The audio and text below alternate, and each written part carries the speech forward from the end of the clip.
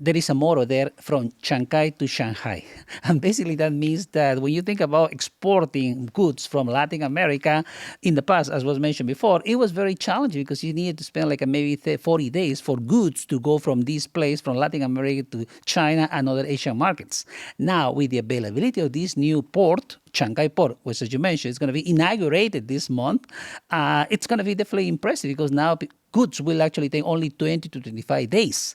The biggest ships in the world that actually can contain, let's say, 24,000 containers will now be able to dock in this port. And that's something that no other ports in the region can achieve.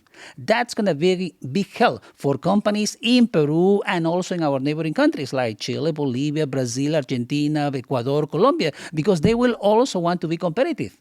If you're trying to export your products to, let's say, any market in Asia, if you have, let's say, avocados, you don't want your avocados to be 40 days on road because, as you know, these current roads will need to include stops in America or in Mexico.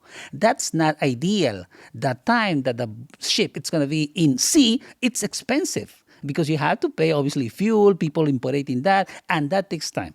So obviously, when you think about being competitive in Asian markets, you want to make sure that your product is going to be arriving there faster. And that's the advantage of this port. Because 20 days will give you a competitive advantage. So if you're able to bring your products, let's say, to Shanghai first, and then from there in 20 days you have your goods already in Shanghai, that is a great advantage. And I think that's going to create a seismic change in how the economic structure is going to be working for Latin America.